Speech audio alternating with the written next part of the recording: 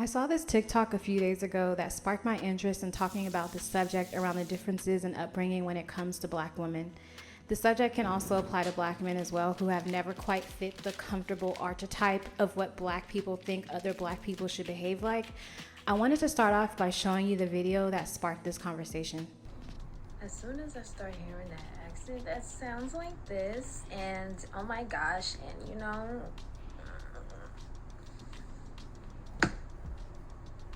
I start drifting into the abyss because who is that?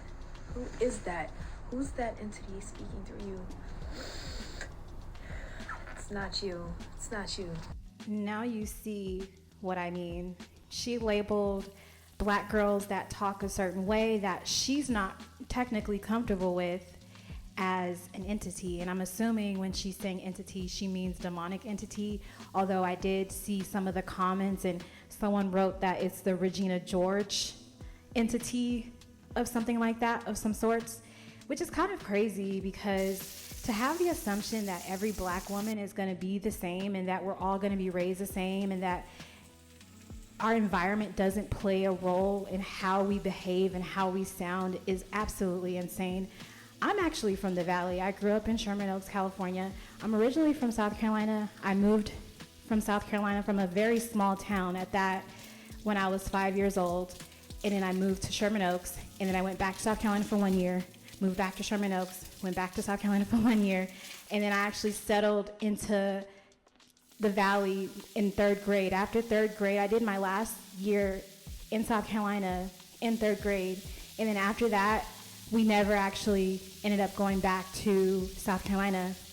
And one thing that I noticed when I was in South Carolina, even though some of these people were my family members, I remember going to school with like distant family members that I wasn't that close to, but I knew they were my cousins.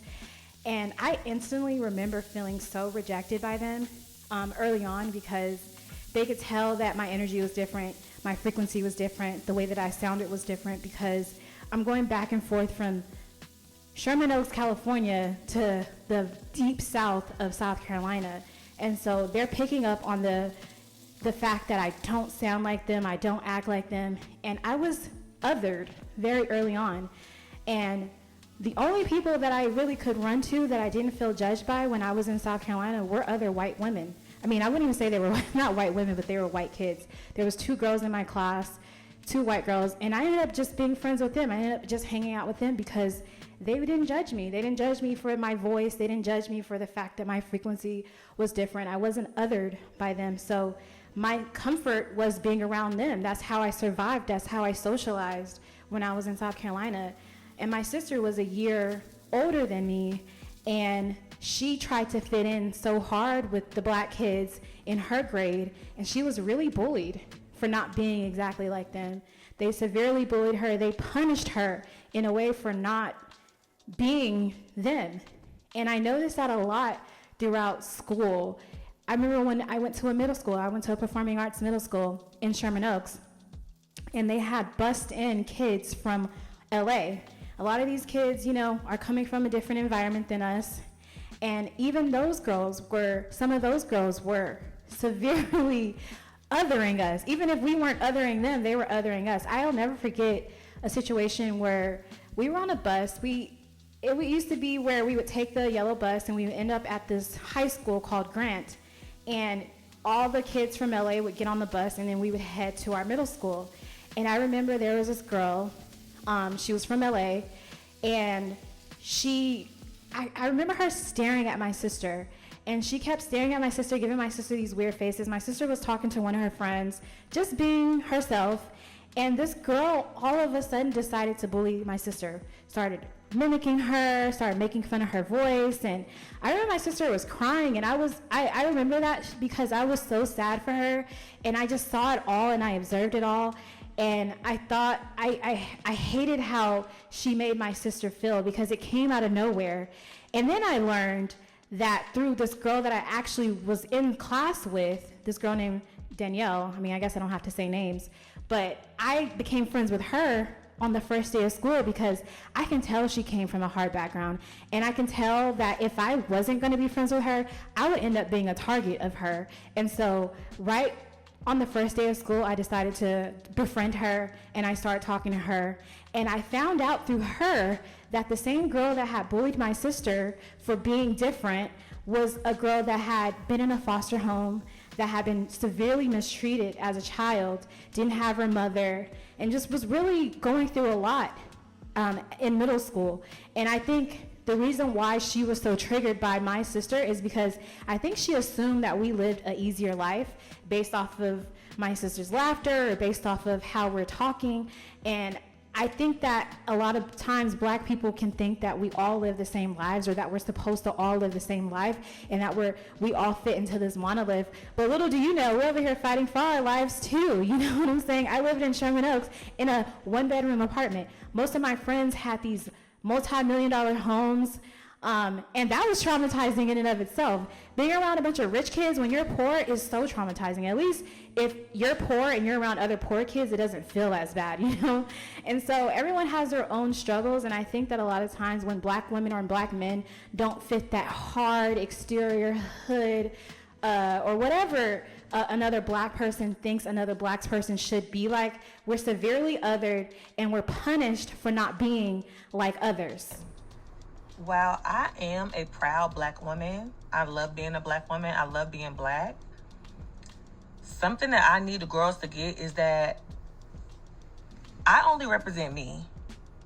And you're going to have to get to a place where you only represent you. Because some of the things that the girls be doing, listen, everybody got to represent themselves. Everybody got to be their own representative. I do not represent the Black Women Collective, and I refuse to bear the burden of trying to be the face of all black women, because as we see, some of them have a different way of doing things, and I'm not going to stress myself out trying to see myself in every single black woman. It's just not happening. I'm so sorry. I'm so I resonate so hard with that video, because at the end of the day, I can only be who I am. I know who I am, and I don't want to be punished for being who I am. I remember in high school, I ended up going to a school. I went to a performing arts school in LA, and I remember being so scared to go to the school because I did not want to be othered. And I remember there was a time in chemistry class, there was this girl, you could tell she came from like a little harder upbringing, you know. I'm not gonna judge her now, but we were in chemistry class. I never spoke to this girl a day in my life. And she had a weird episode where today was the day that she chose to pick on me. And she came up to my desk randomly and slapped me dead in my face. And I'll never forget it, because that was a day that I also stood up for myself, because my mom told me from a very young age, she knew that me and my sister were a little bit different, and she knew that it was a possibility that we would be treated differently. And so she told us that we had permission to fight whoever challenged us, and she said that we would get in trouble if we didn't fight these people, because she didn't want them bullying us.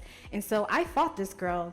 And what's crazy is, to come to find out, this girl ended up getting expelled because, of course, that wasn't her first fight, and I got suspended for 1 day. And then several months later, her friend came to me and told me that she was surprised that I stood up for myself, which means that she actually didn't even think I was going to stand up for myself. She chose me because she thought I was a soft target.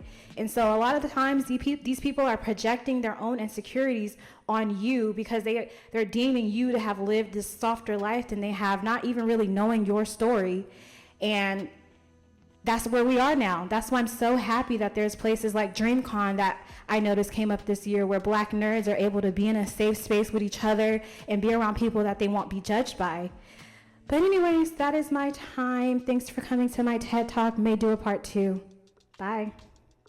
I don't consider myself a valley girl, but I live right in Encino and right down the street from the Galleria, and I'd be a bitchin' valley girl. Y'all know, I'm from the valley, so it's strong, I know. Get coffee. Do you want something? Actually, yeah. Can you get me an iced latte, please? Iced latte. Iced latte.